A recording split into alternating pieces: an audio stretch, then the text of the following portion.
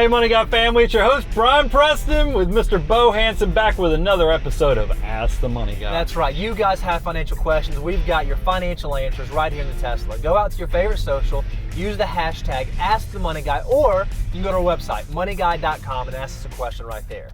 It's Brian Preston, the Money Guy. So Brian, this is one we get all the time because it's something that gets confused very, very often out there in the financial universe. It is, what is the difference in a health savings account and a flexible spending account, or are they the same thing? The old HSA versus FSA dilemma. Yep, that's the abbreviations. So if you think about those, and Bo's already kind of let the cat out of the bag, with those two, the acronyms, HSA, health savings account, FSA is flexible spending account. Both of these things are outstanding tools to help you pay qualified health and medical expenses. Right. So if you're thinking about, when I say qualified medical expenses, what am I talking about? I'm talking about like your co-pays, your prescription drugs, if you're going to the dentist, if you're getting eyeglasses, anything like that you're coming out of pocket for. You're like, man, I wish there was a better way to do this. This is why you're going to have an HSA or an FSA. And what's awesome is that usually they'll give you a debit card. Both of these items will have debit cards. So you just go in, swipe the account, they take the money, and you're in a great place. So some money goes into account, it sits there as a repository for you to use as you incur medical expenses. But obviously there must be a difference. Sure. Because why would they put an H versus an F, for the health savings account versus a flexible spending account? So let's talk about how these things are different. First of all, you can't have both. Right. A health savings account requires you to have a high deductible plan. You have to have a health insurance plan that is HSA eligible, meaning it has a high deductible within stated limits. We don't need to get into what those numbers are, but just know it's going to have a higher deductible. It's going to have a higher out of pocket, but it's going to, because you're having these higher expenses, it's going to give you the option to save a big chunk of money each year to cover those things and even potentially invest. Yep. So that's the health savings account, has the requirement that you have a high deductible plan attached to it. The second thing, flexible spending account, is actually going to be an option that's part of an employer provided plan. So your employer, the company you work for, is going to have a health insurance that they offer you, but then they're going to say, you know what, we're on top of your health insurance that we're providing, we're going to give you this opportunity to have a flexible spending account that'll let you pay all those out of pocket things like the co-pays and so forth. And the beauty is that they're both tax advantaged, and that's why the government will only let you have one or the other. You can't have an HSA and an FSA unless there is one caveat: you're doing a dependent care flexible spending account. You can't have a dependent care FSA along with a regular HSA. So now the thing you're probably saying, well, are there any other differences? The big part is who actually owns the money. This is a huge distinction between these two accounts. With HSA, a health savings account, you actually own the money. So you put the contribution in for paying these medical expenses or investing. If you leave your employer or you change, health insurance options, you still get to keep the money. That's right. It is truly your money. It has portability to it. Flexible spending account, listen up. Flexible spending accounts are actually owned by your employer. Yep. So if you change jobs, guess what?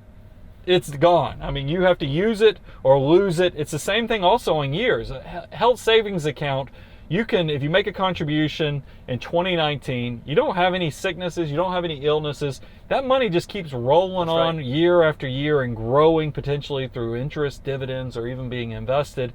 A flexible spending account does have the ability to roll over approximately $500 if your employer elected that option, but it is, once again, a use it or lose it, so it just disappears on you if you're not using it every year. Now here's a little caveat about flexible spending accounts.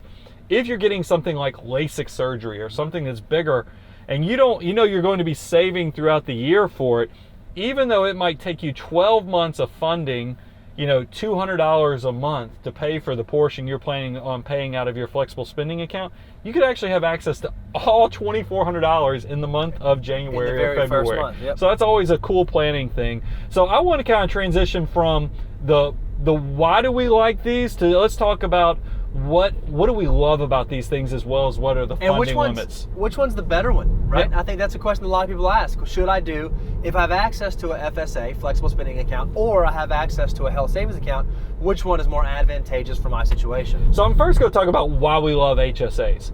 We love HSAs because they allow you These things, if you think about it, allow you to save for retirement and then also plan for the long term as well. But so you're going to get great tax deductibility because these things grow. As long as you're using it for health purposes and medical expenses, any type of money that you put into a health savings account, well, you'll get a tax deduction.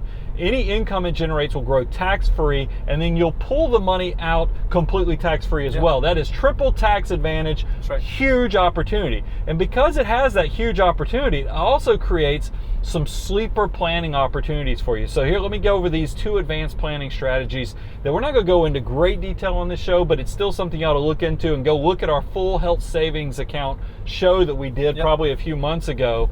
Is that I love with an HSA, this thing is actually a sleeper retirement account, meaning you let this account build up, you invest the money, let the money start working for you. You get to age 65, if you don't need the money fully for retirement, for healthcare, you can use it actually for retirement. You can pull it out penalty free, and it just gets taxed like an IRA does for using for retirement expenses as well.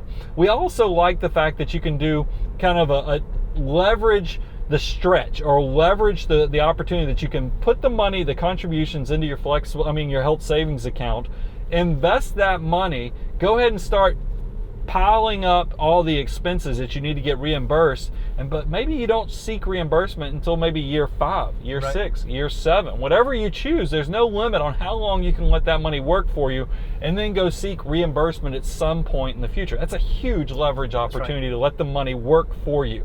So now let's transition. Why do we love flexible spending accounts? These things, everybody wins from a tax perspective with a flexible spending account.